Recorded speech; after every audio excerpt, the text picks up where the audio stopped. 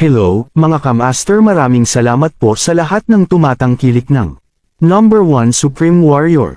Paki-follow and subscribe mga master para sa mga susunod pang mga kabanata. Number 1 Supreme Warrior. Kabanata 3181. Ang masasabi ko lang, there's always someone better. Ang taong ito ay isang ganap na henyo. Bago makarating sa Whirling World, naramdaman kong may halimaw na makakagamit ng mas mababang Ultimate God Rank technique na natipon sa lahat ng mga henyo sa Whirling World. Hindi ako makapaniwalang nakakita ako ng ganito kabilis. Hindi ka panipaniwala. Akala namin siya ay isang mahina na may sira ang utak, ngunit siya ay halos isang Diyos sa atin. Dahil sa sinabi ni David, naging mataong ang viewing area. Kung ikukumpara sa kung gaano kasabik ang lahat, gayunpaman, ang mga ekspresyon ng mga alagad ng Unbreaking Pavilion ay pawang nagtatampo na parang nasa isang libing ng pamilya. Ang panloob na disipulo noon ay tumingin sa napakalaking scroll sa hangin na walang magawa. Pagkaraan ng mahabang panahon, dahan-dahan niyang sinabi, anong klaseng kamalasan ang dinala natin sa ating sarili? Isang mas mababang Ultimate God Rank technique. Hindi yan dapat paglaruan. Kaya ba natin itong harapin? Sabi ng isa pang panloob na disipulo sa tabi niya, syempre hindi natin kaya. Maliban na lang kung atakihin natin siya ng napakaraming bilang, hindi magiging problema para sa kanya ang pakikitungo sa amin ng paisa-isa. Kahit na inatake namin siya sa isang grupo, magagamit niya ang mga batas ng espasyo na pinagkadalubhasaan niya para makatakas. Tayo ang nasa panganib.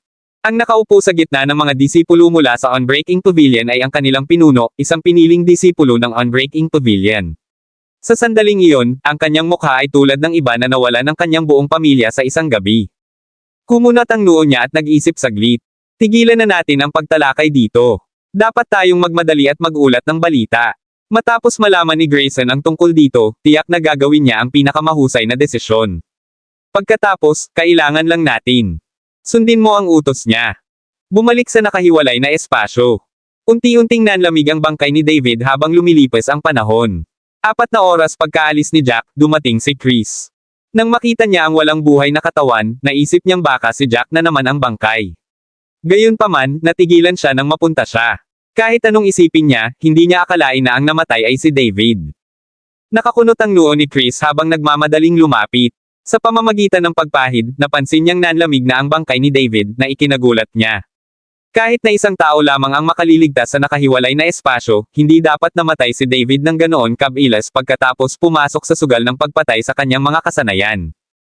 Ipinagpalagay ni Chris na si David ay isa sa mga huling nakatayo, isa na lalabanan niya at mananalo. Kahit si Edward ay maaaring walang kakayahan na patayin si David.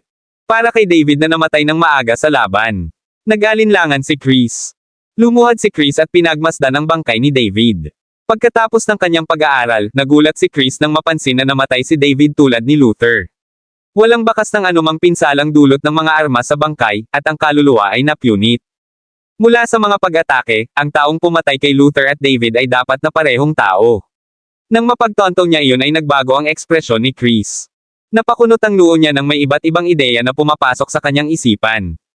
Ang misteryosong mandirigmang iyon ay hindi lamang may kakayahang patayin si Luther, kundi si David din. Nangangahulugan ito na ang mga kasanayan ng tao ay dapat na hindi bababa sa kanyang antas. Kabanata 3182. Hindi siya makapaniwala na ang isang ekspertong tulad niyan ay nakatago sa 10, ngunit sino ito? Bakit hindi niya naramdaman ang taong iyon noon? May tiyak na antas ng pangunawa si Chris kay Edward. Mula sa mga pag-atake, ang dalawa sa kanila ay hindi namatay kay Edward. Sino ito, kung gayon? Paanong itinago ng taong ito ang lahat na kahit si Chris ay hindi napansin? Sa sandaling iyon, wala na si Chris sa mood na pakialaman si Jack. Ang unang bagay na kailangan niyang gawin ay hanapin ang taong ito bago gawin ang kanyang mga plano. Maaari niyang iwanan ang iba sa isang tabi, ngunit ang taong ito ay kailangang mamatay. Hindi niya kayang iwan ang taong ito para mabuhay. Kung gagawin niya, maaaring mangyari ang mga hindi inaasahang sorpresa. Mahigpit na nagsalubong ang kilay ni Chris habang umasim ang ekspresyon nito. Naisip niya na ang pagwagi sa Slaughter Gambit ay magiging napakadali, ngunit tila siya ay naging masyadong maasahin sa mabuti. Huminga siya ng malalim sa katumangala. Ang maaliwalas na kalangitan ay walang mga ulap sa mga ito, at ang lahat ay mukhang hindi kapani-pani walang mapayapa. Gayunpaman, alam niyang nagsimula na ang pagpatay. Kung ayaw niyang mamatay sa misteryosong taong iyon, kailangan niyang maingat ang kanyang mga galaw. Sa junction sa pagitan ng mga rehiyon ng gubat at desyerto. Ang isang masukal na kagubatan ay nasa silangan, habang sa kanluran ay isang walang katapusang kaparangan. Ang hangganan ay malinaw na tinukoy, na gumagawa para sa isang kahangahangang tanawin. Gayunpaman, mayroong dalawang tao doon sa sandaling iyon sa nomod na hanggan ang tanawin sa lahat. Nakakunot ang noo ni Trevor habang walang kurap na nakatitig kay Marco Reo sa harapan niya. Si Marco ay tunay na isang pangahas. Wala siyang background at umasa sa sarili para makarating sa kinaroroonan niya. Nang tingnan niya si Trevor, na mula sa isang mataas na angkan, na puno ng pagkasuklam si Marco. Kinasusuklaman niya ang mga tinaguriang henyo na lumaki sa marangyang buhay. Nadaman niya na ang tunay na paglago ay nagmumula lamang sa pagdanas ng buhay at kamatayan, paglalakad sa gilid ng panganib. Kahit alam niyang may kasamang kasing lakas ni Chris sa sugal ng pagpatay, hindi siya umatras. Malakas si Chris, ngunit hindi rin mahina si Marco. Sa isang trick o dalawa, si Marco ay nagkaroon ng pagkakataon na manalo sa huli. Hanggat kaya niyang manalo, hindi lang siya makikinabang dito ng husto, kundi mapapanalo rin ng lahat. Makakamit niya ang paghanga ng lahat at magtamo ng hindi mapapalitang kaluwalhatian. Samantala, maaaring seryoso ang ekspresyon ni Trevor, ngunit hindi siya masyadong nag-aalala. Kilala niya ang taong nasa harapan niya. Pareho silang galing sa White Marsh Continent, at narinig na niya ang pangalan ni Marco noon. Nang makita ni Trevor na nakatingin sa kanya si Marco ng masama, umasim ang ekspresyon ni Trevor. Isang napakalaking insulto ang pagiging mababa ang tingin ng isang gumagala na mandirigma. Malamig na ngumuso si Trevor. Tinitingnan mo ba ako ng ganyang ekspresyon dahil sa tingin mo hindi ako ganoon kataas? Minamaliit mo ba ako dahil hindi maganda ang posibilidad ko? Nang marinig iyon, si Trevor mismo ay nagsimulang magalit. Si Marco ay isang wandering warrior na walang background. How dare Marco look at him with those eyes? Ito ay isang biro. Ngumuso si Marco bago sinabi, I am looking down on you. Oo, walang bagay sa iyo na karapat-dapat sa aking pansin. Kahit na ikaw ay mula sa Pentagram Clan, ikaw ay nasa top 15 lamang sa pinakamaraming. Sa 10 mandirigma dito, average ka lang. Syempre mababa ang tingin ko sa'yo. Kabanata 3183. Ang mga salitang iyon ang nag-trigger kay Trevor. Galit na galit siya habang pinaikit ang kanyang mga mata at sinabi sa malamig na boses, kahit ang isang wandering warrior na tulad mo ay nangangahas na tingnan ako. Totoo, ang aking mga ranggo ay hindi kasing ganda ng iba, ngunit iyon ay isang bagay mula kalahating taon na ang nakalipas, at ako ay nag-improve ng malaki mula noon. Hindi man lang ako matatakot kay David, huwag ka na lang. Kung ikaw si Chris, wala akong sasabihin, pero sino sa tingin mo para maliitin ako? Masyado na akong magalang sa hindi pag-aalipusta sa iyo, ngunit hindi ako makapaniwala na gagantihan mo ang aking kabaitan ng ganoon. Kumunat ang noo ni Marco at napangisi, nagsimulang mag-alab ang kanyang galit habang bahagyang kumikibot ang kanyang mga labi. Huwag mong isipin na matatalo mo ako dahil lang sa mataas na angkan. Mula nang magsimula ako bilang isang mandirigma, marami na akong napatay na tinatawag na mga henyo. Maaaring sila ay may talento, ngunit ang kanilang praktikal na karanasan sa pakikipaglaban ay hindi maganda. Ang mga dagger na ito sa aking mga kamay ay nakainom ng dugo ng ilang mga henyo, at isa ka sa kanila. Habang sinasabi niya iyon ay naglabas siya ng isang pares ng punyal mula sa kanyang storage ring, dalawa sa mga ito ay halos kasing laki ng palad. Sila ay maliit ngunit hindi kapani-pani walang matalas, medyo naiiba sa mga regular na armas. Karaniwan, kakaunti ang mga tao ang gumamit ng dagger bilang mga sandata dahil maraming limitasyon. Gayunpaman, si Marco ay may kaugnayan sa paggamit ng mga dagger at napakahusay din sa paggamit ng mga ito. Natawa siya at sinabing, kayong mga tinatawag na mga henyo ay laging tumitingin sa iba na may mga ganyang arrogant na ekspresyon. Sa tuwing nakikita kita, sobrang naiinis ako. Ano ang nagbibigay sa iyo ng karapatang maging napakayabang? Kayo ay mga mandirigma lamang na may magagandang mapagkukunan. Ang mga angkan ay parang mga Panginoong may lupa sa mortal na kaharian.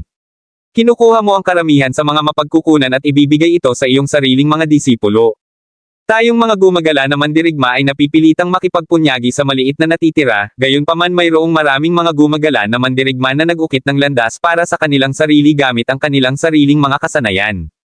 Kung wala ang mga angkan, lahat kayo ay mahihina. Galit na galit si Trevor kaya nanginginig ang mga labi niya habang malakas na sinabi, anong kalokohan ang sinasabi mo? Oo, ang mga angkan ay kumukuha ng maraming mapagkukunan, ngunit iyon ay nagpapahintulot sa kanila na linangin ang mas mahuhusay na mandirigma. Kung may talent ka, tatanggapin ka sana sa isang malaking clan. Malinaw na nabigo ka lang sa mga pagsubok upang makapasok sa mas malalaking angkan at hindi payag na pumasok sa mas maliit na angkan ng sabay-sabay, kaya't ikaw ay isang wandering warrior. Gayunpaman, binubuo mo ang lahat ng maling loika na ito upang ipagtanggol ang iyong sarili. Anong biro? Pakiramdam ni Trevor ay isang kumpletong biro ang sinabi ni Marco. Ang mga pangunahing angkan ay kumuha ng maraming mapagkukunan, ngunit iyon ay upang mabigyan nila ng pagkakataon ng mahuhusay na mandirigma na maging malakas. Taon-taon, hindi mabilang na mga mandirigma ang lumahok sa mga pagsubok upang sumali sa mga pangunahing angkan.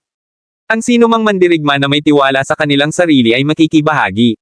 Kahit na hindi niya alam kung ano ang pinagdaanan ni Marco, sigurado pa rin si Trevor sa isang bagay, talagang nakibahagi si Marco sa mga pagsusulit para sa mga pangunahing angkan noon ngunit nabigo. Kaya naman kinulit ni Marco ang lahat ng mga dahilan para iligtas ang kanyang dignidad. Labis na umasim ang ekspresyon ni Marco. Nasaktan siya ng mga salita ni Trevor. Bahagya niyang ipinikit ang mga mata habang hinahatulan niya ng kamatayan si Trevor sa kanyang puso. Itinaas niya ang kanyang boses at malakas na sinabi, "Alam mo ba kung ano ang kahihinatnan ng iyong mga salita? Noon pa man ay madali akong pumatay ng iba, at ang sinumang mag-provoke sa akin ay hindi kailanman magkakaroon ng magandang wakas. Pagsisisihan ko ang sinabi mo."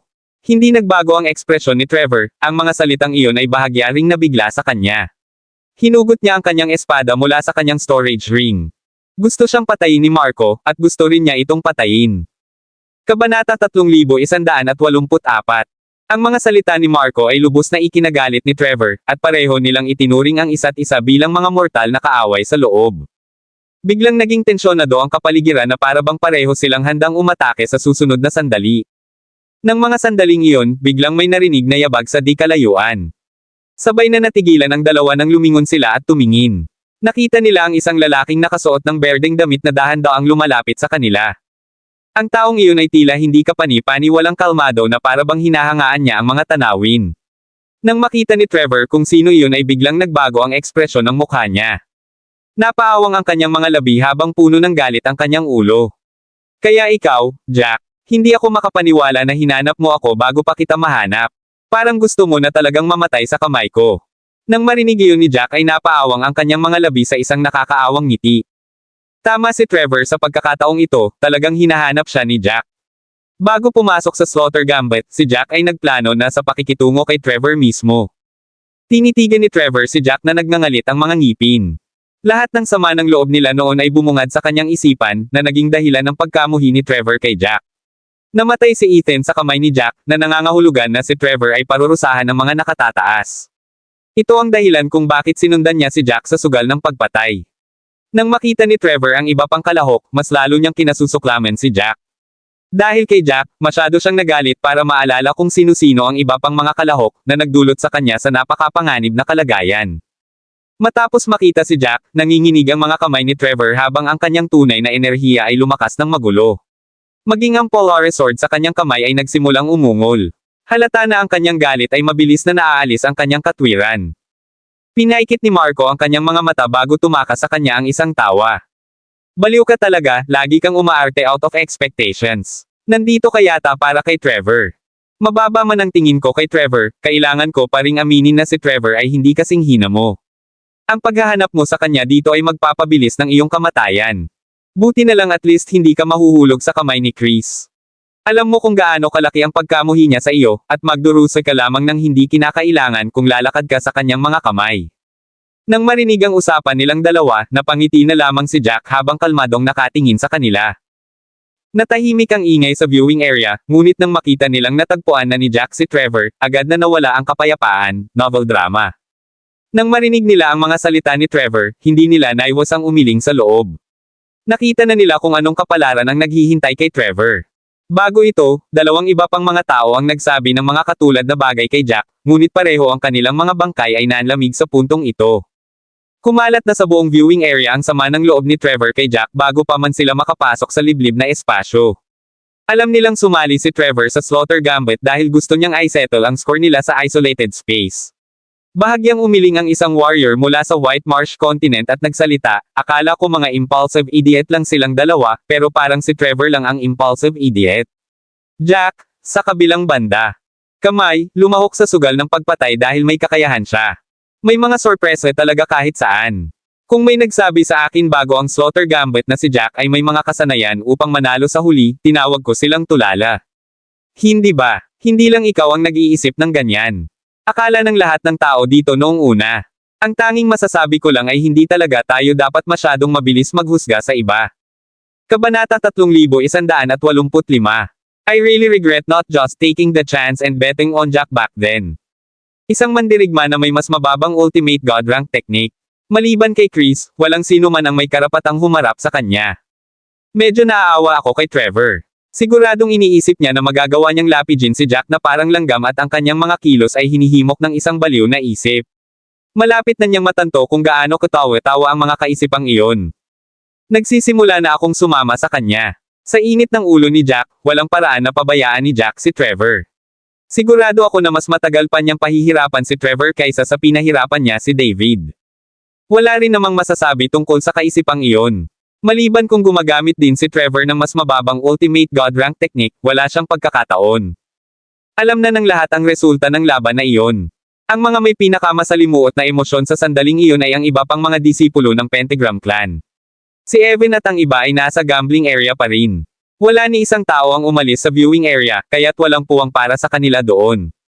Ang tanging magagawa nila ay tumayo sa kanilang mga daliri sa paa upang panoorin kung ano ang ipinadala sa balumbon.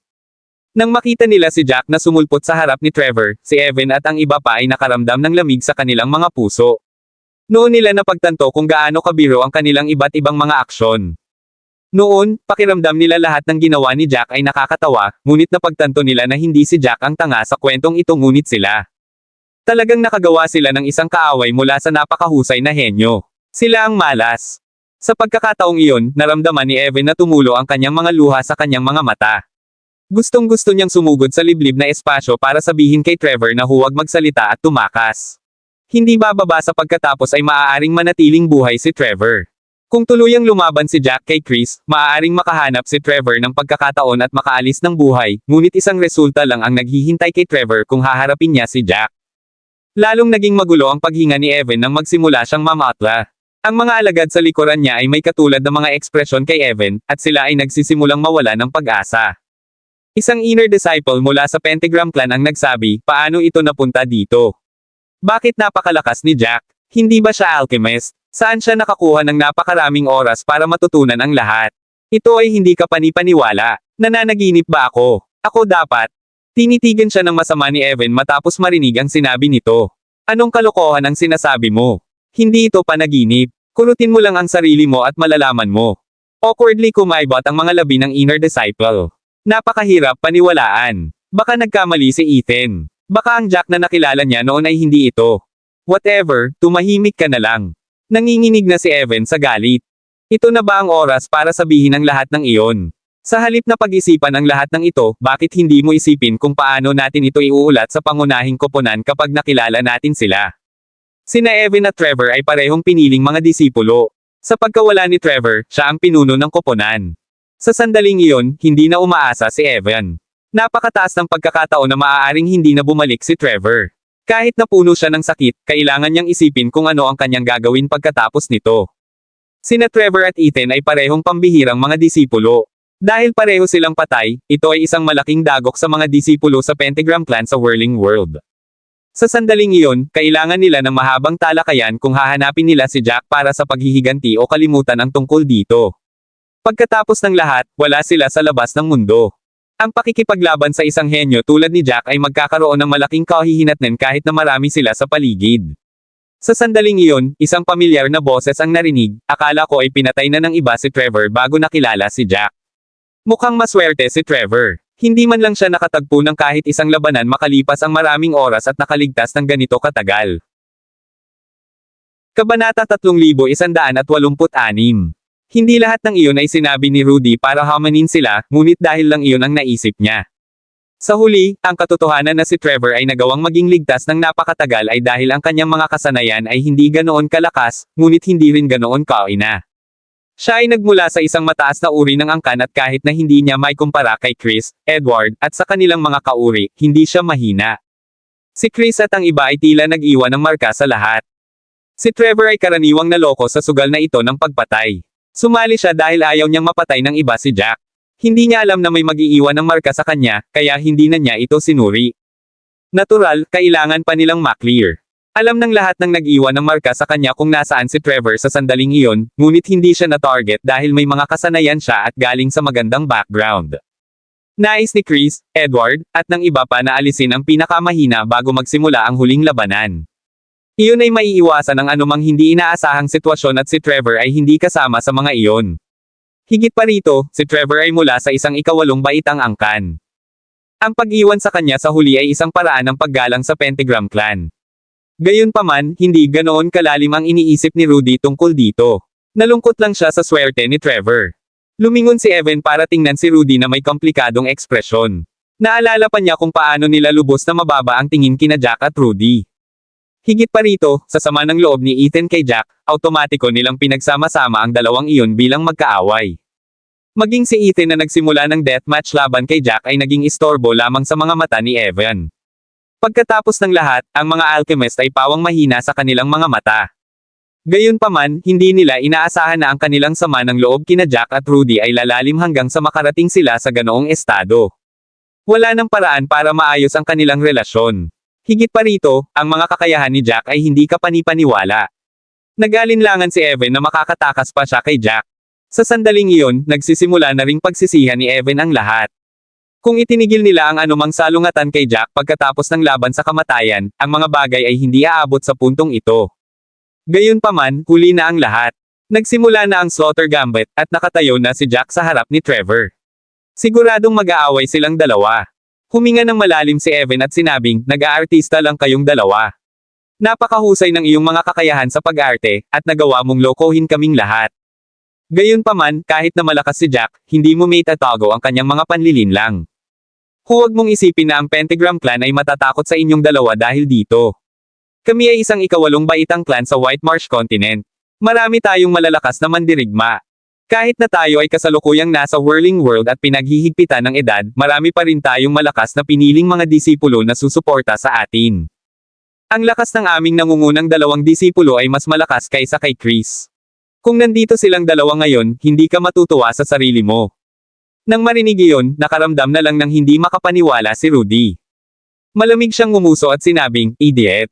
Ikaw ang nagmamatigas. Malinaw na tumanggi kang bigyan kami ng anumang palugit, at ngayon alam mo na ang mga resulta nito. Upang mabawi ang iyong dignidad, maaari mong sabihin ang anumang bagay. Kailan pa tayo nag-act? Kami ba ang unang nang provoke sa'yo? Mayroon ka bang alaala ng gold pies? Hindi mo ba naaalala kung paano tayo nagkakilala? Si Ethan ang bumangga sa amin na parang baliw, nagbubuga ng lahat ng masasakit na salita. Gustong mabawi ni Ethan ang kanyang karangalan kaya nagsimula siya ng deathmatch laban kay Jack. Pagkatapos, hindi siya sapat na sanay at namatay sa arena. Nag-artista ba tayo? Kabanata 3187. Nang sabihin niyon, baka sa mukha ni Rudy ang pagkadismaya. Pinakaayaw niya ang mga ganoong klase ng tao, ang mga talo. Namula ang mukha ni Evan sa galit. Tumaas baba ang kanyang dibdib, tila hihimatayin na siya sa kanyang galit anumang oras.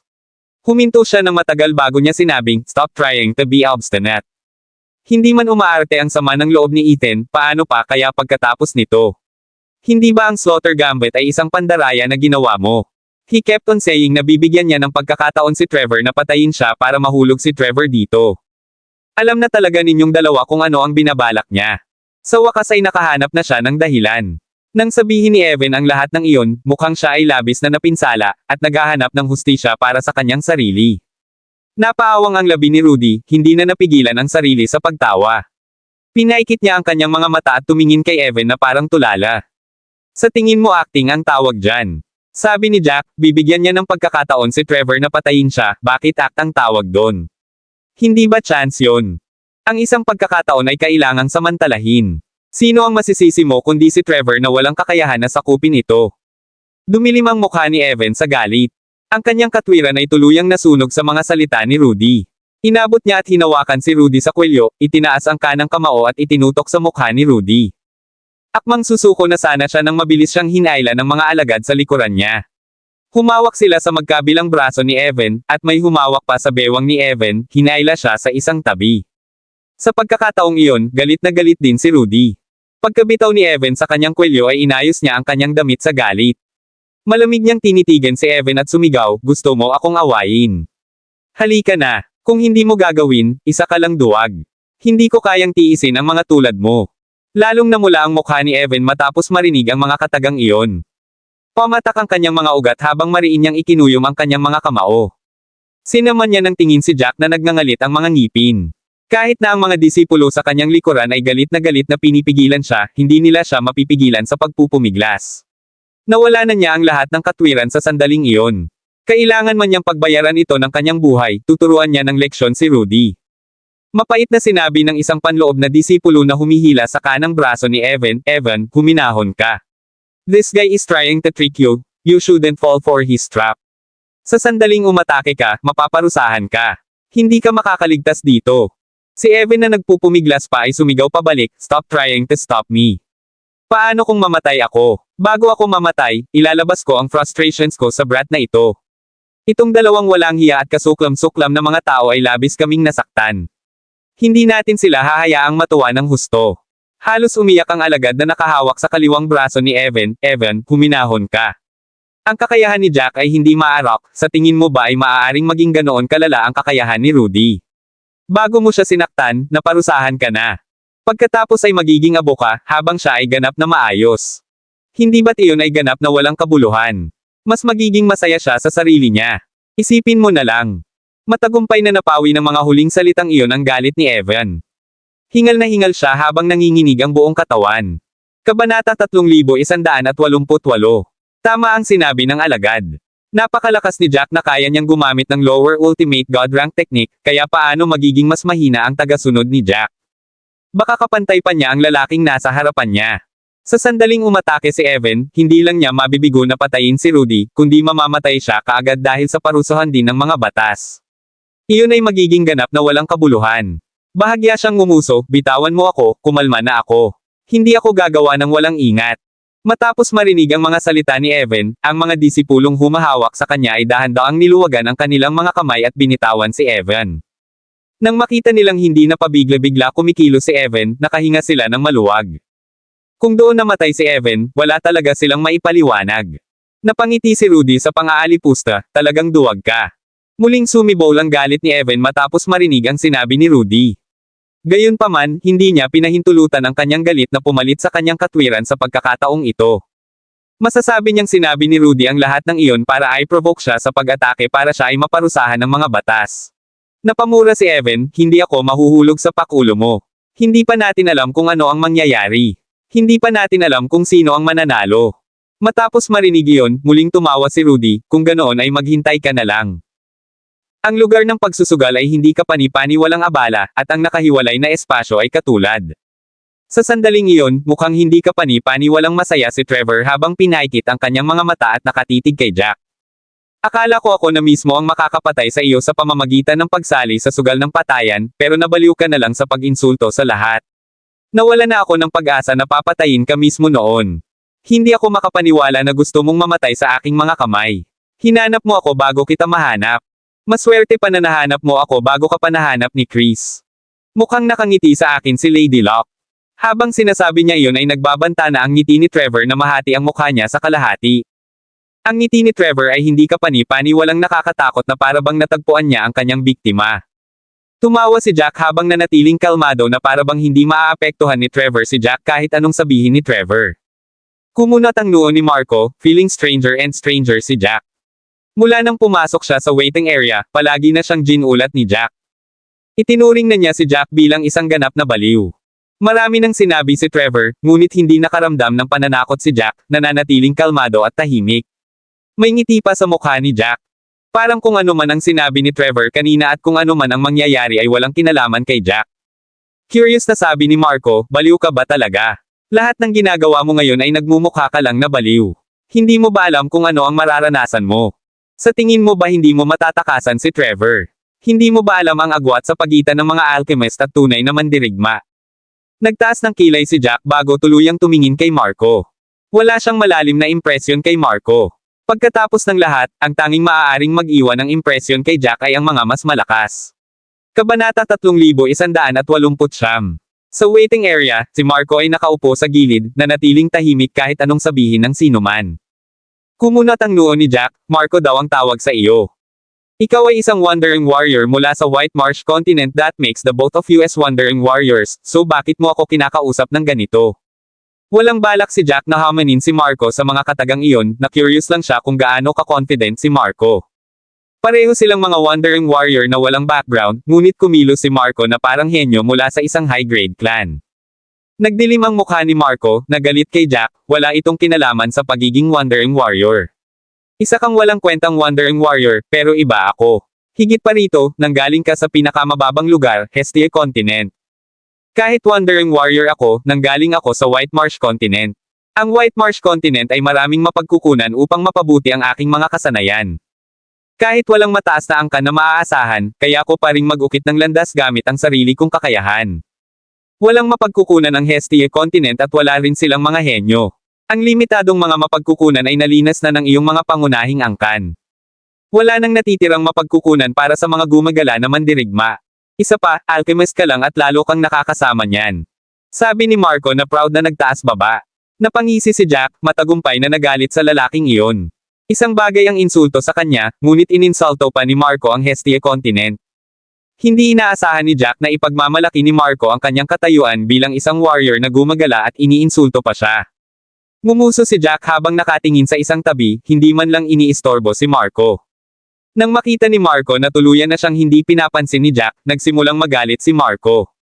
Kung siya ay minamaliit ng iba, mapapatunayan niya mali sila sa kanyang kapangyarihan. Kahit nagalit siya, hindi ito makakaapekto sa kanyang pagkamakatarungan. Gayunpaman, hindi niya magawa, manindigan na minamaliit ni Jack. Sino siya sa akala ni Jack? Nagsalubong ang kilay ni Marco at naglakad pasulong, brat. Ang lakas ng loob mong hindi ako pansinin. Ano ang nagbibigay sa iyo ng karapatang gawin iyon? Ngayon, kahit na hindi ka patayin ni Trevor, maghihintay ako sa tabi para mawala ka anumang oras. Dahan-dahan kitang pahihirapan pagkatapos nito. May oras pa ako. Walang magawa ang mga labi ni Jack. Lahat sila ay pamilyar na mga salita at parirala. Ang sino mang may sama ng loob sa kanya ay palaging nananakot sa kanya ng ganoon. Naririnig pa niya ito ng ilang beses sa isang araw. Namanhid na si Jack nang marinig ang mga katagang iyon kaya halos humikab siya. Sinabi ni Marco na marami siyang oras, at natural na may oras si Jack para makasama si Marco. Dahil iyon ang kaso, tumalikod si Jack at sinabi kay Marco, paano kung hindi kita pinapansin? Hindi lang kita binabaliwala, minamaliit din kita. Pareho tayong Wandering Warrior, pero ang ginagawa mo lang ay magyabang. Sabi mo nag-ukit ka ng landas para sa iyong sarili sa pamamagitan ng pagdaan sa maraming paghihirap.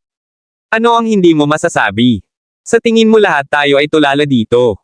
Kung mayroon kang sapat na talento, tinanggap ka sana ng isang high-grade clan. Kailangan mo bang magdusa bilang isang Wandering Warrior? Namula ang mukha ni Marco sa galit pagkatapos niyang marinig iyon. Hindi napigilan ni Trevor ang tumawa sa gilid. Kanina pa siya nagpupumilit na makaisip ng mga sasabihin laban kay Marco. Parang ang sarap ng bibig ni Jack kahit baliw siya. Matagumpay niyang napatahimik si Marco. Nanlaki ang mga mata ni Marco, tagumpay mong pinagalitan ako ngayon. Galit na sabi ni Jack, so ano? May nasabi ba akong mali? Sabi mo mas malakas ka sa akin. Paano kaya? Hindi ko pa nasaksihan yan, kaya hindi ba kita mababawasan? Galit na galit si Marco. Kinagat niya ang kanyang mga ngipin at sumigaw pabalik, you dare look down on me. Kabanata 3190. Ang mga aksyon ni Marco ay halos humihingi lamang ng gulo. Tumawa si Jack, sumabay kay Marco, mababa ang tingin ko sa iyo. Ang mga tagapag-alaga ay naglagay ng aming mga posibilidad na magkalapit.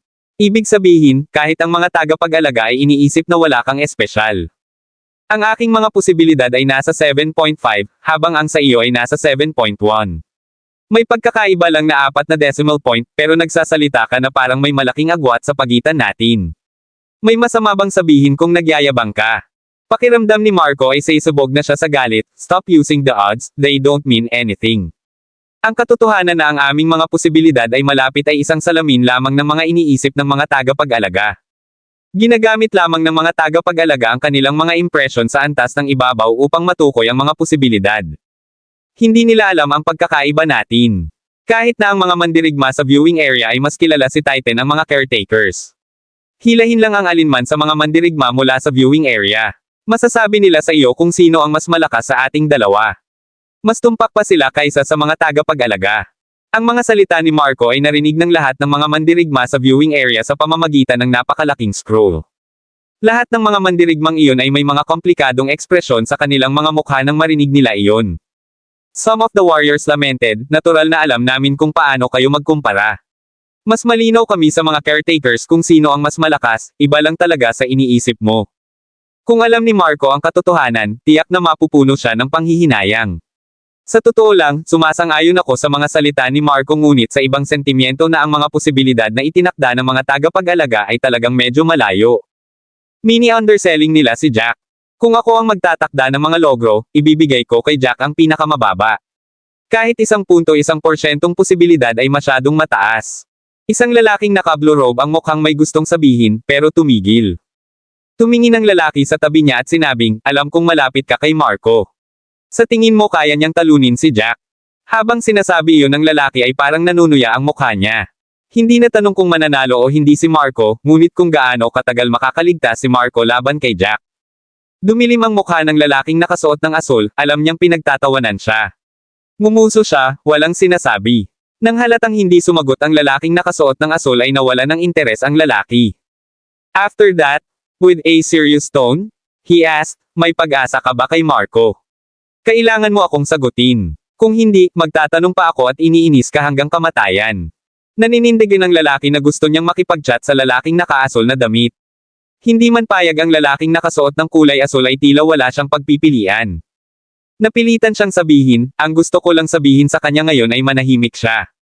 Medyo malapit talaga siya kay Marco. Bata pa lang sila magkakilala na silang dalawa. Magkaibigan sila na maraming pinagdaanan na magkasama. Natural na nag-aalala siya ngayong nasa panganib si Marco. Matapos masaksihan ang husay ni Jack, nakita na ng lalaking nakasuot ng asul na damit kung paano magtatapos ang mga bagay para kay Marco. Naisip niya na hindi gaanong guguluhin ni Jack si Marco dahil wala silang anumang alitan sa pagitan nila, at bibigyan niya ng mabilis na kamatayan si Marco. Gayunpaman, may malubhang nangyari sa ulo ni Marco. Tila pinilit ni Marco na saktan si Jack, sinusubukan ang kanyang makakaya upang ipakita kay Jack kung gaano siya kagaling kay Jack. Mukhang matagumpay niyang nagalit si Jack. Kabanata 3191. Sa personalidad ni Jack, siguradong hindi niya bibitawan si Marco ng madali. Napahawak ang kamay ng lalaking nakasuot ng asul sa noo, Marco, nakikiusap ako, tumahimik ka. Kung patuloy kang magsalita, baka hindi na iwan ni Jack ang bangkay mo. Ang lalaking nakasuot ng asul ay palaging itinuturing na kapatid si Marco. Habang sinasabi niya iyon, ang lalaking nakasuot ng asul ay mukhang magsisimula na siyang magdasal. Kahit na ang asul na damit na lalaki ay hindi kapani-pani walang sumalungat para sa kapakanan ni Marco, tila walang intensyon si Marco na huminto sa loob ng liblib na espasyo. Sa pagkakataong iyon, tila iisa lang ang nasa isip ni Marco. Gusto niyang patayin si Jack sa kanyang sarili, at pahirapan si Jack sa loob ng kanyang puso. Hindi na makapaghintay si Trevor. Pakiramdam niya ay walang kabuluhan ang pakikinig sa kanilang kalokohan. Sige, ayokong mag-aksaya pa ng oras sa pakikinig sa inyong dalawa. Jack, bawat dagdag na hininga na ibibigay ko sa iyo ay hindi ako komportable. Oras na para ayusin ang mga sama ng loob natin. Gaya ng sinabi ni Trevor, gumawa siya ng selyo pagkatapos ng selyo. Ang hindi mabilang na mga seal ay nagsimulang sumanib sa Polaris sword sa kanyang kamay. Ang espada ay nagsimulang kumikinang sa pilak na liwanag. Nagsimula itong lumiwanag ng mas maliwanag, at sa isang whoosh, isang pilak na apoy ang nabuo sa espada. Ang apoy ay nagninangas ng higit at mas matindi. Nagkaroon ito ng kakaibang glow, kahit na nasira ang hangin sa paligid nito. Ang mga pilak na apoy ay tumaas ng pataas. Pagkaraan ng ilang sandali, ito ay naging isang nagninangas na hayop. Ang halimaw ay kasing laki ng 2 kamao. Sa sandaling ito ay ipinanganak, nagsimula itong marahas na maglabas ng apoy sa paligid nito. Kumikinang pilak ang mga mata nito habang nakatitig kay Jack. Marahang tinitigan ni Trevor ang halimaw sa kanyang espada, ang pamamaraan na ginagamit ko ay tinatawag na Polar Annihilation. Ang aking espada ay sadyang ginawa para dito. Ang kapangyarihan ng mga bituin ay nagpaputok ng apoy dito. Ang nagninangas na hayop na ito ay ginawa gamit ang Starfire. Paalala ko, iba ang Starfire sa regular na apoy. Sa sandaling hinawakan ka nito, susunugin ka nito hanggang sa kaibuturan. Maliban kung masunog ka hanggang malutong, hindi ito maaalis. Pagkasabi nun, huminto muna si Trevor bago tumingin kay Jack.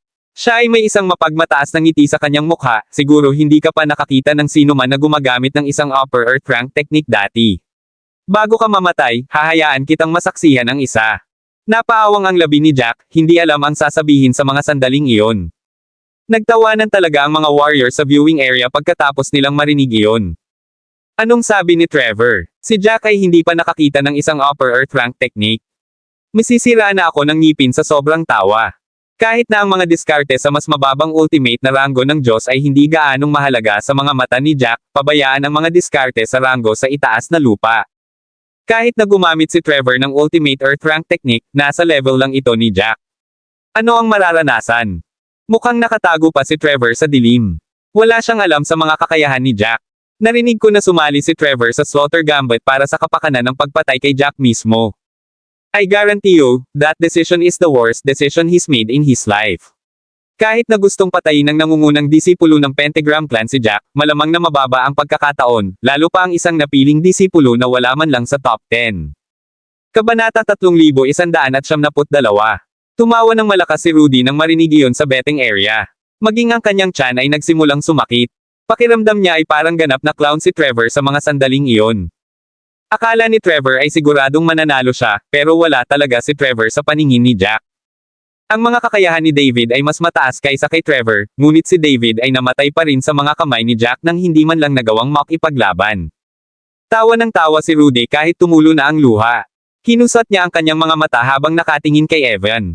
Sabi ni Rudy sa kanya, sabi niyo mga ignorante kaming mga tanga bago ito. Sino ngayon ang mangmang? Bihira ba ang mga diskarte sa upper earth rank? Gusto niyang ipakita kay Jack. Nakakatuwa. Kumaibot ang mga labi ni Evan na gustong-gustong sumigaw pabalik kay Rudy, ngunit nahirapan siyang maghanap ng sasabihin. Kung tutuusin, nakakaawa talaga ang mga kinikilos ni Trevor sa sandaling iyon. Sa liblib na espasyo, medyo matagal na hindi nakaimik si Jack bago siya dahan-daang nagsabi, kaya ito ay isang upper earth rank technique.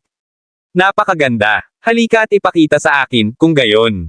Kahit na tila walang mali sa mga salitang iyon, si Trevor ay hindi tanga. Kitang-kita niya sa ekspresyon ni Jack na hindi sila sincere. Parang inaasar pa siya ni Jack. Namilog ang mga mata ni Trevor nang magpasya siyang huwag nang mag-aksaya pa ng oras sa pag-uusap. Sinabi sa kanya ng kanyang instincts na baka magalit talaga siya kay Jack kapag nagpatuloy siya. Kung tutuusin, kahit si Chris ay nabigo na matalo ang bibig ni Jack. Walang pakialam si Jack kung sino ang kalaban. Hanggat hindi niya gusto ang tao ay lubos na magagalit. Huminga ng malalim si Trevor, hindi na naghintay pa habang mahigpit niyang hinawakan ang Polaris Sword. Ang kanyang mga mata ay may isang violet na kumikinang sa mga ito habang siya ay laslas mismo kay Jack gamit ang isang kamay. Sa sandaling iyon, napakabilis niya na isang after image na lang ang natitira. Halata na ang diskarte ni Trevor ay nakatuon sa bilis, ngunit hindi ito ganoon kataas na ranggo. Gayunpaman, sapat na ang pakikitungo sa mga ordinaryong mandirigma. Ngumuso si Jack, pakiramdam niya ay hindi na practice ni Trevor ang ipinangangaral nito. Paulit-ulit na sinasabi ni Trevor na si Jack ay hindi napapansin ni Trevor, ngunit nang sumalakay si Trevor, siya ay tila napakaseryoso. Tila natatakot din si Trevor sa anumang sorpresa, kaya nagplano si Trevor na tiyakin na tama ang kanyang unang strike. Hindi nito agad papatayin si Jack, ngunit mapilayan nito si Jack. Sa pag-iisip na iyon, nakatayo lamang si Jack sa lugar, hindi gumagalaw. Nagsimula siyang bumuo ng mga selyo gamit ang kanyang dalawang kamay, at nagsimulang mabuo ang mga kulay abong selyo sa hangin. 60 soul swords ay biglang nabuo. Ang mga soul sword na iyon ay parang mga espiritong sumasayaw sa gabi, lumulutang sa hangin. Pinagsalikop ni Jack ang kanyang mga kamay, at ang mga espada ay nagsanib sa isang napakalaking soul sword, na sumanib sa kulay abong espada sa kamay ni Jack. Si Jack ay hindi kapani-paniwalang pamilyar sa destroying the void at madaling makontrol ang lahat. Napataas ng kilay si Jack dahil sa killing intent na nagmumula sa kanyang harapan. Kung talagang isang normal na alchemist ang kaharap ni Trevor, baka natakot siya. Gayunpaman, si Jack ay hindi lamang isang alchemist. Ang alchemy ay isang paraan lamang para makakuha siya ng mga spirit crystal. Hindi niya kailanman binigyang pansin ang alchemy. Galit na umungol si Trevor, mamatay, brat. Ang hayop sa paligid ng Polaris Sword ay umungal kay Jack. Mula sa pilak nitong mga mata ay nagmula ang isang madugong liwanag. Kabanata 3173. Ang nag-aapoy na hayop ay sinugod mismo kay Jack. Tumawa si Jack habang inilabas ang kanyang talam. Ang kulay abong hiwa ay tumago sa katawan ng nagninangas na hayop. Ang pilak na apoy na nagninangas ay biglang parang binuhusan ng malamig na tubig matapos mabutas ng kulay abong laslas. Biglang napatay ang apoy. Masyadong mabilis ang lahat ng nangyari. Lumampas ito sa anumang inaasahan. Bago pa man makapag-react si Trevor ay nakaramdam na siya ng panlalamig sa kanyang leeg. Nagsimulang umagos ang likido sa kanyang leeg. Nang tumingin siya sa ibaba, may bahid ng dugo ang damit niya. Nang makita niya iyon, nakaramdam siya ng manhid sa kanyang isipan, hindi maproseso ang nangyari. Pagkatapos noon, isa pang butas ang narinig, at isang matinding sakit ang nagmula sa kanyang palso. Tumingin siya sa ibaba at nakita niya ang dugong umaagos mula sa kanyang palso. Ang kanyang mga litid ay hiniwa ni Jack, at nawalan siya ng kontrol sa kanyang kamay. Hindi na niya mahawakan ang Polaris Sword, dahilan para bumagsak ito sa lupa.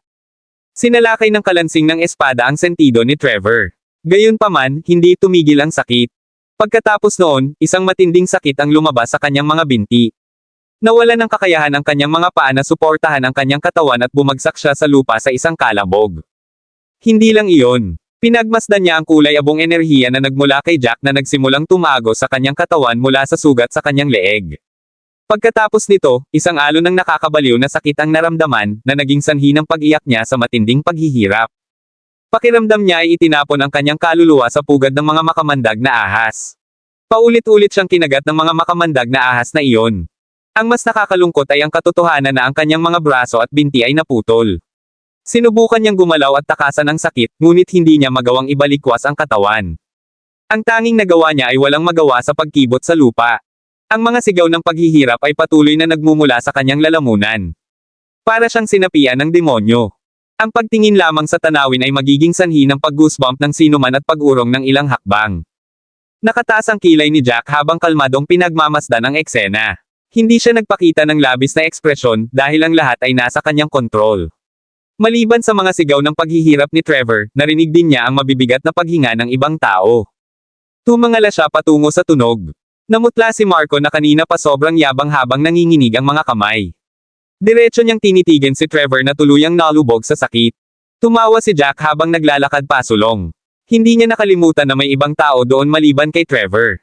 Nang marinig niya ang mga yabag, si Marco ay tila tinawag siya ng Diyos ng kamatayan. Bigla siyang tumangala at tinitigan si Jack na namumulang mata at takot. Ilang segundo lang mula sa pagsisimula ng pag-atake ni Trevor hanggang sa umiiyak na si Trevor sa sahig. Masyadong mabilis ang lahat ng nangyari. Dahil hindi niya alam ang tungkol sa kakayahan ni Jack, na puno ng pagkabigla si Marco. Lalong lumakas ang kanyang paghinga habang hindi niya namamalayan. Napalunok si Marco habang umaatres at sinabing, kaya pala lagi kang nakadisguise. Hindi ka ba kasuklam-suklam? Sinabi ko lahat ng ginawa ko dahil wala akong alam sa iyo. Kung alam kong ganito ka sanay, siguradong wala akong sasabihin. Pwede bang magpakita ka na lang ng awa at palayain mo na ako? Natakot talaga si Marco sa puntong iyon. Iyon ay dahil ang lahat ng nangyari ay tila masyadong nakakatakot para sa kanya. Hindi siya isang walang karanasan na wandering warrior. Matapos dumaan sa napakaraming laban, natural niyang masasabi na maaaring sinabi ni Trevor na minamaliit niya si Jack, ngunit tiyak na ginamit ni Trevor ang kanyang buong lakas sa naunang welga na iyon. Gayunpaman, natalo siya sa isang suntok lamang. Kabanata 3174. Casual na umatake si Jack, at ang pamamaraan ni Trevor ay parang isang piraso ng sirang papel sa harap niya, na madaling napunit. Ang kulay abong slash na iyon ay tumago sa mga pilak na apoy tulad ng isang napakalaking ulan na ganap na napatay ang apoy. Napatawa si Jack pagkatapos niyang marinig iyon, makinig ka na lang sa sinasabi mo. Hindi mo ba naisip na ito ay masayang maingay? Kung talagang hindi ka tumbas ng mga kakayahan ko, papakawalan mo ba ako kung tatanungin ko? Mapapahiya mo lang ako lalo. Ni hindi ka magdadalawang isip na umatake. Ang pagdudulot sa akin ng mas maraming sakit ay magpapasaya sa iyo. Nang marinig iyon, nakaramdam si Marco ng lamig sa kanyang puso. Siguradong hindi siya bibitawan ni Jack. Matapos maintindihan iyon ay hindi na siya nagdalawang isip pa habang tumalikod para makatakas. Isinaaktibo niya ang lahat ng kanyang tunay na enerhiya, kahit na sinunog ang kanyang kakanyahan ng dugo. Hanggat may pagkakataon pa siyang makatakas, hindi siya susuko. Gayunpaman, walang paraan na papayagan siya ni Jack. Sa ngayon, 400 talampakan ang distansya nilang dalawa. Kinalkula ito ni Marco sa kanyang puso. 400 talampakan ang lubos na nakinabang kay Marco. Hanggat walang mga diskarte sa bilis si Jack, makakatakas siya. Gayunpaman, sa sandaling iyon ay nag-flash sa isip ni Marco, narinig niya ang isang bagzo ng hangin na dumaan sa kanya. Lumingon siya at biglang nanlaki ang mga mata. Dumating na si Jack sa tabi niya. Ang kulay abong espada ay tumusok pasulong ng walang pag-aalinlangan, na nakatutok sa kanyang dibdib. Nakaramdam ng lamig si Marco nang magsimulang umagos ang kanyang dugo. Pagkatapos nito, naramdaman ang isang masakit na butas sa buto. Unti-unting hinihiwalay ang kanyang kaluluwa sa kanyang dibdib. Ang sakit ay isang bagay na hindi kayang tiisin ng sinuman. Sa isang kalabog, nahulog siya mula sa himpapawid, mabigat na bumagsak sa lupa. Sumunod na rin si Jack. Isang mapanuksong ngiti ang pinakawalan ni Jack. Kahit na hindi pa siya natuto ng anumang mga diskarte sa bilis, alam niya kung paano gamitin ang ilan sa mga batas ng kalawakan. Kailangan lang niyang gamitin ang mga batas ng kalawakan ng 2 beses upang maabot ang 400 talampakan ang layo. Tumawa si Jack habang hawak ang kwelyo ni Marco, hinihila si Marco papunta kay Trevor. Hindi naman sila masyadong malayo at kailangan lang niyang kaladkarin si Marco saglit bago niya inihagi si Marco kay Trevor. Lumapag si Marco 3 talampakan ang layo kay Trevor. Sa sandaling iyon, pareho silang pinahihirapan ng sakit ng kanilang kaluluwa na napunit. Dahil naputol ang mga braso at binti ni Trevor, nakakibot na lamang siya. Si Marco ay nasa mas mabuting kalagayan, ngunit ang sakit ay naging dahilan upang mawala ni Marco ang lahat ng kanyang katwiran. Panay ang gulong-gulong ni Marco sa sahig, at patuloy na umaagos ang kanyang mga luha. Sa loob lamang ng ilang segundo, ang mayabang na lalaki ay naging isang taong mukhang pulubi sa mga lansangan, hindi kapani-pani walang kaawa-awa. Napatingin si Jack sa kanilang dalawa at walang gaanong emosyon sa mukha. Sa iyak ng paghihirap sa liblib na espasyo, kakaibang tahimik ang lugar na pinagmamasdan. Ang resulta ay pasok sa inaasahan ng lahat. Nang makita silang dalawa na nasa ganoong masamang kalagayan, ang mga mandirigma doon ay hindi man lang nakahinga. Ang isa sa mga biktima ay isang piniling alagad ng isang mataas na uri ng angkan. Hanggat walang nangyari sa kanya, magiging maliwanag ang kanyang kinabukasan. Ang isa ay walang anumang marangal na katayuan, ngunit siya ay mayaman sa karanasan sa pakikipaglaban. Siya ay ilang beses na mas matalino kaysa sa mga ordinaryong libot na mandirigma. Gayunpaman, ang dalawa sa kanila ay natalo kay Jack nang walang pagkakataon na lumaban man lang. Pagkaraan ng mahabang panahon, walang magawang nagsabi, sa tingin mo ba nag-aartista si Jack kanina? Napakaganda ba ng kanyang kilos? Walang sino man sa kanila ang makapagsasabi. O baka dahil sa marami silang naisip na mga ideya na naging dahilan para mabulag sila sa tunay na lakas ni Jack.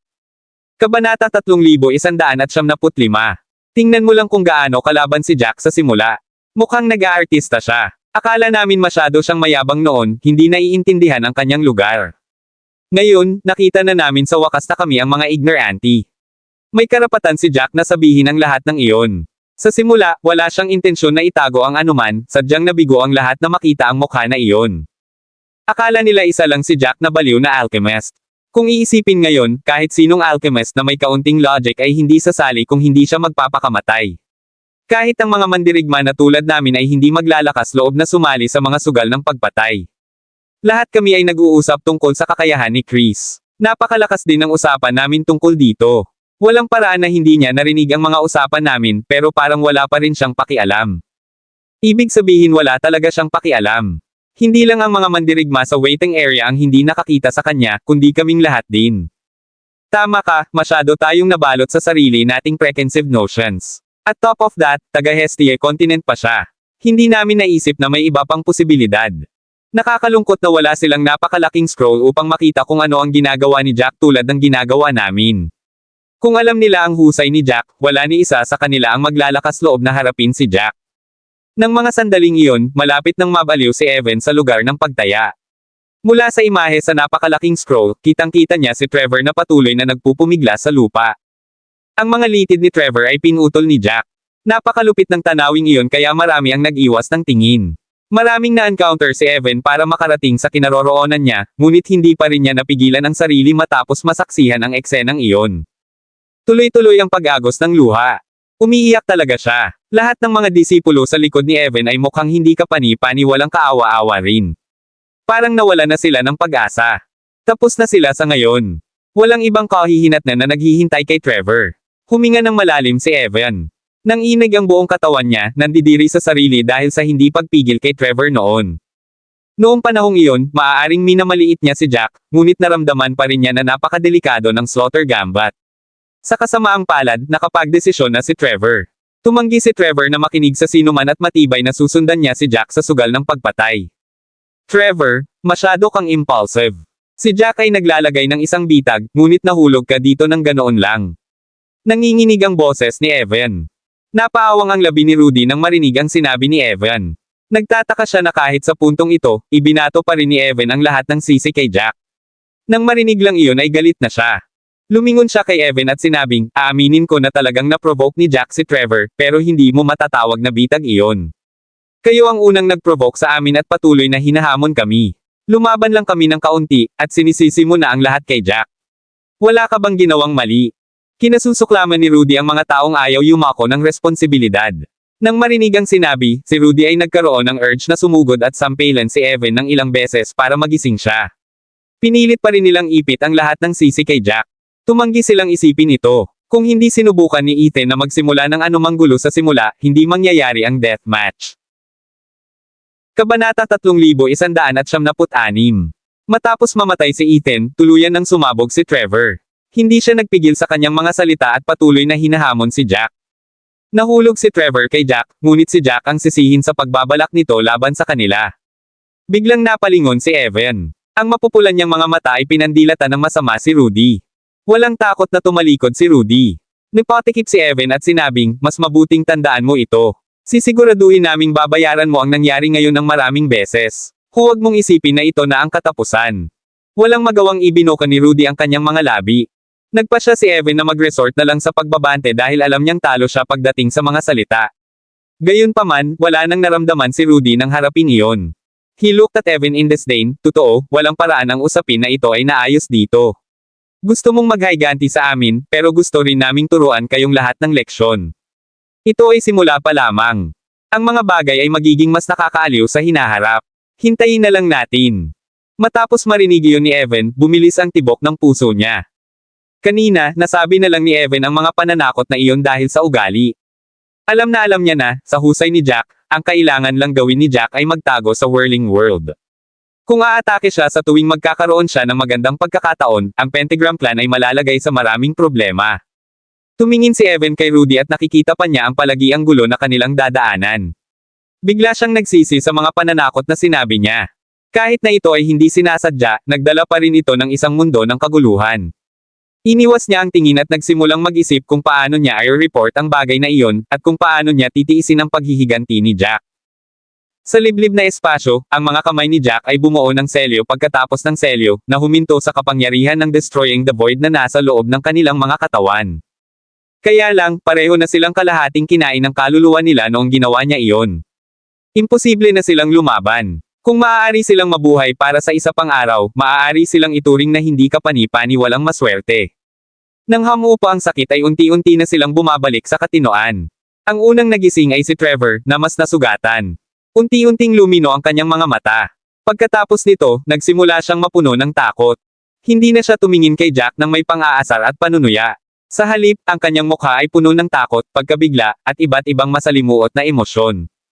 Pagkaraan ng mahabang panahon, sa wakas ay sinabi ni Trevor, ikaw si Jack. Naghihinalo pa nga siya na ang kaharap niya ay may iba pang disguise. Kailan naging napakalakas ng mga alchemist? Sari-saring ideya ang bumungad sa kanyang isipan, na mahigpit na naggapos sa kanya, novel drama. Pinaikit ni Jack ang kanyang mga mata habang nakatingin kay Trevor, parang baliw mo na talaga ako. Kalmado ang tono ni Jack na parabang nag-uusap siya ng isang bagay na hindi kapani-pani walang simple. Nang marinig iyon ni Trevor ay parang isang malakas na kulog. Sa sandaling iyon, nawala lahat ng ideyang iyon sa kanyang isipan. Hindi man lang siya makapag-isip ng maayos. Kabanata 3197. Hingal na hingal siya, sa sobrang galit ay malapit nang tumulo ang mga luha niya, nagpapanggap ka lang buong oras. Hindi ka alchemist. Ito ay isang gawa lamang. Sinabi mo sa akin na bibigyan mo ako ng pagkakataong patayin ka, ngunit naglalagay ka lang ng bitag. Ang realidad ay malupit. Kahit sa huling sandali, ayaw maniwala ni Trevor. Gayunpaman, sa lahat ng nangyari, pinilit niya. Mula sa palitan kanina, kitang-kita ni Trevor kung gaano kalaki ang pagitan nila ni Jack. Napaka-relax ng ekspresyon ni Jack. Hindi ito nagsagawa ng maraming pagsisikap upang ilunsad ang pag-atake na iyon, ngunit nasira nito ang pamamaraan ni Trevor na ipinagmamalaki ni Trevor. Parang kasing hina ng papel ang teknik na ginamit niya sa harap ni Jack. Nakakagulat man, iyon pa rin ang katotohanan. Matapos marinig iyon ni Jack, ngumiti siya at sinabing, sa tingin mo ba sinabi kong bibigyan kita ng pagkakataong patayin ako dahil gusto ko na talagang mamatay? Na gusto kong patayin mo ako. Palagi mong nararamdaman na ako ay isang tanga at ako ay baliw. Sa paningin ko, ikaw ang baliw. Sino ang magiging malaya na magbuwis ng buhay sa kanilang mga kalaban? Kung wala akong tiwala, bakit ako nakisali sa sugal ng patayan? Sa tingin mo ba hindi ko alam kung gaano kadelikado ang Slaughter Gambit? Hindi ko ba dapat malaman ang agwat sa pagitan ng mga alchemist at mandirigma? Dahil alam ko, bakit ko ginawa ang lahat ng ito. Napakasimpleng tanong, ngunit hindi ka nagabala na isipin ito. Sino ang dapat mong sisihin kundi ang iyong sarili sa iyong kasalukuyang kalagayan? Nabalisa si Trevor kaya hindi siya makahinga ng maayos. Nagsimula siyang umubo ng marahas, tulad ng isang taong malapit ng mamatay pagkatapos na dumanas ng isang nakamamatay na sakit. Pulang-pula ang kanyang mga mata. Masyado siyang nabalisa sa mga salitang iyon na wala siyang maisip na sasabihin. Kahit na kinasusuklaman niya si Jack, kailangan niyang aminin na tama si Jack. Maliban kung may mali sa isip ng isang tao, walang gugustuhing mamatay sa kanilang mga kalaban. Malinaw na alam ni Jack kung ano ang naghihintay sa kanya sa pamamagitan ng pagkakasala sa napakaraming tao, ngunit wala siyang pakialam. Maliban kung talagang may kakayahan si Jack na i-back up ito, walang paraan na magagawa niya iyon. Sa waiting area, nagulat si Trevor sa lahat ng kinikilos ni Jack. Hindi niya ito maintindihan. Hindi ba alam ni Jack kung ano ang mangyayari kung sakta ni Jack si Chris? Si Jack ay hindi mukhang tulala, kaya tiyak na alam niya kung ano ang mangyayari. Dahil alam niya, bakit niya ginawa ang lahat ng iyon. May iba pa ba siyang dahilan? Masyado ba siyang mayabang na ang iba ay nasa ilalim lang niya? Naisip pa nga ni Trevor na ang tagumpay na nakuha ni Jack noon ay nagpalabo sa paghuhusga ni Jack, na nagpatigil kay Jack na makita kung gaano siya kaina kaysa sa iba. Kung iisipin, lahat ng mga kaisipang iyon ay nakakatawa. Ang aktwal na dahilan ay dapat na madaling hulaan, ngunit pinahintulutan ni Trevor ang lahat ng kanyang naisip na mga paniwala na ulap ang kanyang isip. Pakiramdam niya ay mas mababa lang sa kanya si Jack, na mahinang alchemist si Jack. Hindi ako makapaniwala na nauwi sa ganito. Sabi mo bibigyan mo ako ng pagkakataon na patayin ka, at naniwala ako na parang tanga. Sabi ni Trevor na hindi maiwasang mapangiti ng mapait. Lalong tumindi ang pag-ubo niya ng damaloy pa ang dugo sa bibig niya, na bahira ng mantsa ang damit niya. Tumaas ang isang kilay ni Jack, akala mo may taga-Hestia Continent talaga na hindi makakalaban ng isang taga-White Marsh Continent. Akala mo siguradong alchemist ako dahil sabi ng iba. Ang lahat ng ito ay dahil sa iyong kamangmangan, at binabayaran mo ang presyo ngayon. Napaawang ang labi ni Trevor, hindi makapagsalita.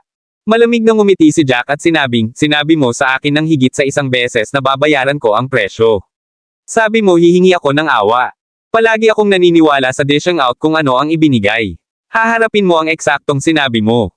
Pagkasabi noon ni Jack ay biglang nanigas ang katawan ni Trevor. Nanlaki ang mga mata niya habang napuno ng takot. Pinilit niyang bumangon para tumakbo, ngunit ang tanging nagawa niya ay magpumigla sa lupa na parang uod dahil nawala ang lahat ng kanyang mga paa. Hindi man lang siya makatakas. Kabanata 3178. Sa sandaling iyon, may narinig na lamang sa tabi ni Jack. Isang sinag ng liwanag ang bumungad sa hangin mula sa tabi niya. Tumingin si Jack para makita ang kanang kamay ni Marco na bahagyang nakakurba. May natitira pang enerhiya na umiikot sa kanyang palad. Matapos ang sinag ng liwanag na iyon na pumutok sa hangin, hindi ito bumagal habang ang galit na galit nitong kaalyado ay lumipad papalayo. Parang sinusubukan nitong basagin ang harang na naglalaman ng espasyo. Makalipas ang ilang saglit, isang pagsabog ang narinig mula sa itaas. Isang alon ng enerhiya ang biglang lumawak palabas kasabay ng pagsabog sa gitna. Ang alon ng enerhiya ay nagmistulang signal tower na naglalakbay sa malayo sa bilis na mahirap maramdaman. Sa pagtingin sa eksena, hindi nagalit si Jack. Sa halip, may bahagyang ngiti pa sa labi. Humihingal si Marco. Pagkatapos gamitin ang kanyang sound wave array, tumingin siya kay Jack na may alarma. Bago niya ito isinaaktibo, napagpasyahan na niyang wakasan ang sarili niyang buhay sa sandaling gumawa ng anumang hakbang si Jack. Kailangan niyang mamatay sa huli. Gayunpaman, hindi niya inaasahan na hindi magugulat si Jack kapag nakita niya ang sound wave array na dahan-daang umakyat sa hangin.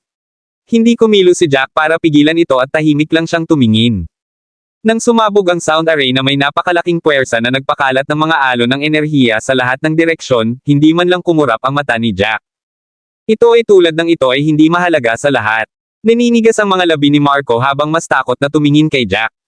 Sa pagkakataong iyon, si Jack ay parang halimaw na kagapang lang palabas ng impyerno sa paningin ni Marco. Kahit anong gawin niya, nalampasan nito ang anuman. Mga inaasahan. Parang wala namang inaalala si Jack. Matapos maramdaman ang tingin ni Marco, lumingon din si Jack.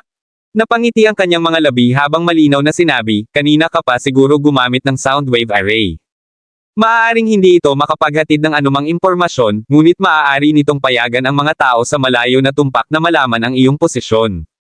Sinusubukan mo bang tipunin ang natitirang mga mandirigma para magtulungan silang patayin ako? Ang sound wave array ay iba sa sound array. Sa totoo lang, ang isang sound array ay maaaring magpadala ng tunog sa malalayong distansya, ngunit ang magkabilang panig ay kailangang magkaroon ng magkatugmang sound array para sa impormasyon na may padala. Higit pa rito, ang isang sound array ay maaari lamang makipag-usap sa ibang tao. Iba ang sound wave array. Hindi ito maaaring makipag-usap sa isang tao, ngunit maaari itong magpadala ng posisyon ng isang tao sa pamamagitan ng mga sound wave. Ito ay katulad ng isang beacon. Kapag naramdaman ng lahat ang enerhiya ng sound wave array, malalaman nila na tiyak na may nangyari sa posisyong iyon, ngunit hindi nila malalaman ang mga detalye. Sa totoo lang, naramdaman na ni Jack ang mga galaw ni Marco kanina, pero nahirapan siyang pigilan si Marco. Kung tutuusin, wala nang masyadong magagawa si Marco, at maaari na siyang magpalit ng posisyon anumang oras. Ang mga sound wave na naglalantad sa kanyang posisyon ay isang bagay na parehong hindi inaasahan at tinanggap. Tamang-tama ito kay Jack. Sa sobrang takot ni Marco ay nanginig ang buong katawan. Bahagyang ibinaba ni Jack ang kanyang ulo, wala nang dahilan para panatilihin kang buhay, ngunit kailangan pa ring manatiling buhay ni Trevor. Iyon ay dahil mayroon pa akong ilang mga bagay na gusto kong makita ni Trevor. Makalipas ang isang oras, dali-daling dumating si Chris kung saan nagmula ang sound wave. Siya ay sumugod, dumaan sa kagubatan bago dumating sa hangganan sa pagitan ng kagubatan at desyerto.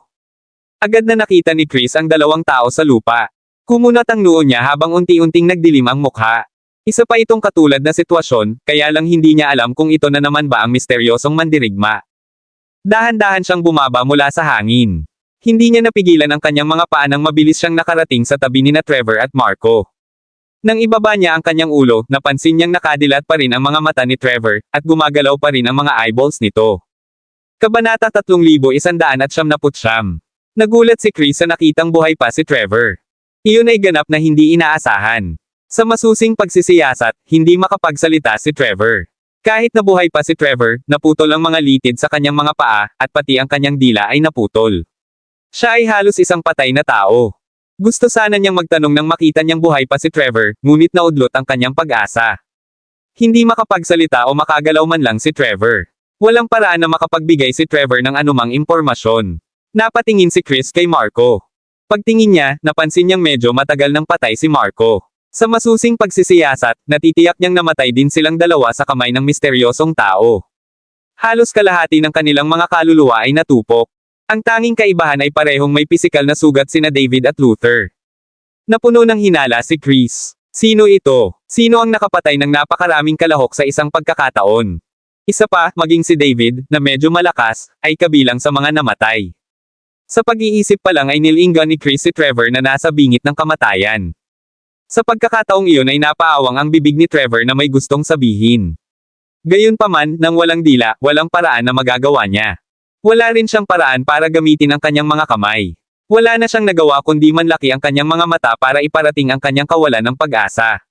Nang mga sandaling iyon, umasa pa si Trevor na doon na lang siya tapusin ni Chris at pagkatapos ay hindi na niya kailangang magdusa pa. Huminga ng malalim si Chris saka dahan-daang tumayo. Lumingon siya at tumingin sa buong paligid, sumigaw, "Sino ka?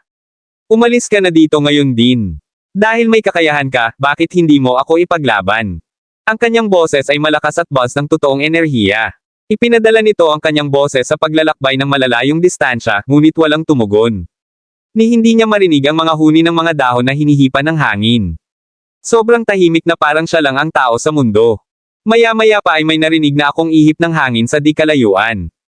Bigla siyang tumangala nang makita ang isang pamilyar na figure na galit na sumugod. Habang papalapit siya ay napansin niyang si Edward iyon. Sa pagkakataong iyon, nakakunot ang noo ni Edward na tila naguguluhan.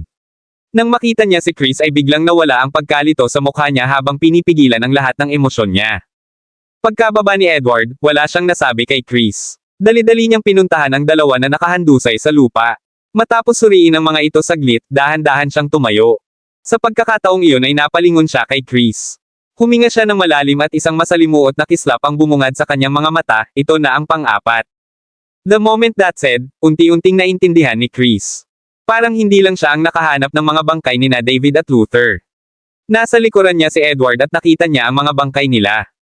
Nang makita ni Edward na hindi nagpakita ng anumang emosyon si Chris, alam niyang nakita na rin ni Chris ang lahat. Nang makita nila ang bangkay ni David, ang una nilang reaksyon ay ang pagdududa sa isa't isa. Gayunpaman, pagkatapos ng mas malapit na pagsisiyasat, itinanggi nila ang pag-iisip. Pagkatapos ng lahat, ang mga diskarte na maaaring kumonsumo ng kaluluwa ay hindi isang bagay na maaaring matutunan ng lahat. Nagkaroon sila ng tiyak na pagkakaunawaan sa isa't isa at alam nilang hindi ito malalaman ng kabilang partido. Dumating ang problema, dahil hindi ito alinman sa kanila, kung gayon sino kaya ito? Ang dalawa sa kanila ay dapat na maging ganap na hindi magkatugma na mga kaaway, ngunit natanto nila na sila ay may isang mahusay na kalaban. Kung hindi nila haharapin ang kalaban, baka sila ay magdusa. Si Edward ang unang nagsalita, sino ang taong ito? Wala pa kaming conclusion na dalawa. Kahit na hindi ko naisip na makipagtulungan sa iyo, maaaring mapilitan tayo sa kasalukuyang sitwasyong ito. Isang tao lang ang makakaligtas sa lugar na ito. Bakit hindi muna natin harapin ang lalaking ito bago tayo magkaroon ng ating laban? Kabanata 3200. Matapos siyang kuhaan ni Chris ng matalim na tingin, tumango si Chris. Ganoon din ang pagkasuklam niya kay Edward, ngunit kung hindi sila magtutulungan, lalala lang ang sitwasyon. Pagkatapos ng lahat, wala silang paraan upang malaman kung sino, at kung gaano kalakas ang taong iyon. Kung sila ay magiging dehado sa ulo sa labanan, kung gayon ito ay magiging mapaminsala. Wala sa kanila ang gustong mahulog sa hindi inaasahang bagay. Kumunot ang noo ni Chris bago siya seryosong nagsalita, let's eliminate some candidates. Pinatay ko si Blade, pagkatapos ay nakita ko ang mga bangkay ni Luther at David sa daan. Maliban sa aming dalawa, may 5 pa. Kasama ang dalawa na nakahiga dito, 3 na lang ang natitira. Ang natitirang 3 ay sina Jack, Souza, at Rich. Maaalis natin si Jack, kaya sina Souza at Rich na lang ang natitira. Sabi na baka sa mukha ni Chris ang pag-aalala. Kilala na ni Chris ang dalawa pa noon, at may pagtatansya siya sa kanilang kakayahan. Hindi niya inaasahan na isa sa kanila ay talagang isang hidden expert. Kumunot ang noo ni Edward, itinuro ang 2 daliri bago niya itinulak ang isa pababa. He said in a sunken tone, patay na si mayaman. Pinatay ko siya, para maalis din siya. The moment that said, natigilan si Chris. Ibig sabihin si Souza na lang ang natira. Kung ikukumpara kay Rich, mas alam ni Chris si Souza dahil si Souza ay mula sa Frenzied Blade clan ng Chaos Continent. Siya ay kapwa-alagad ni David. Ang dalawa sa kanila ay parehong malapit na nirerango sa angkan. Patuloy silang nag-aaway tungkol sa mga mapagkukunan, at ang dalawa sa kanila ay walang magandang relasyon.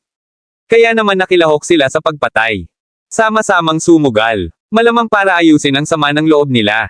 Huminga ng malalim si Chris habang nakakunot ang kanyang mga kilay. If I remember correctly, David's ranked 6th in the Frenzied Blade clan while Souza is ranked 7th. Dapat silang dalawa ay halos pantay-pantay. Kalahating taon na ang nakalipas, natalo si Souza sa isang paglipat lang kay David sa internal tournament ng Frenzied Blade clan. Gayunpaman, hindi payag si Souza na tanggapin ang resultang iyon. Sinadya niyang magpakalat ng chismis na hindi nawala sa kanya si David. Gumamit lang si David ng ilang walang hiyang taktika para mabaigo si Souza.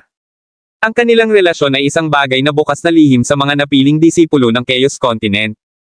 Ang sino mang nakakakilala sa alinman sa kanila ay nakakaalam ng kanilang mga sama ng loob. Sabi ni Edward, kung talagang may kakayahan si Souza, hindi siya matatalo kay David kalahating taon na ang nakalipas. Kung titingnan pa lang kung ano ang ginawa ni Souza pagkatapos noon, halatang halata na si Souza ay isang maliit na tao. Kung kaya niyang talunin si David at kalabanan pa kaming dalawa, walang paraan na may tatago niya ito. Ipinakalat niya ito sa malayo at malawak. Tumango si Chris. Kahit mayabang na tao si Chris, matalino pa rin siya. Kahit si Souza lang ang target ng hinala, pakiramdam nila ay napakaraming kakaiba tungkol dito. Sumasalungat ito sa personalidad ni Souza. Huminga ng malalim si Edward at sinabing, if he concealed his true skills the whole time, siguradong may iba pa siyang intensyon kahit hindi tugma sa personality niya. Dapat may ibang dahilan. Maaari ba niyang ilihim sa lahat ng ito ang lahat ngayon? Puno ng kalituhan si Edward, pakiramdam niya ay hindi niya moari. Napabuntong hininga siya habang itinatapon saglit ang paniwala. Kahit ano pa ang dahilan, ngayong alam na nilang siya ang kalaban, sila kailangan lang siyang patayin. Kung ano ang naging dahilan ng pagbabago ng kanyang pagkatao at ang pagtatago niya ng sekreto ng matagal, malalaman nila ito pagkatapos. Maraming salamat mga kamaster sa walang sawang pagsusubaybay, isang like, share, and subscribe naman dyan mga kamaster. Abangan ang susunod pang mga kabanata.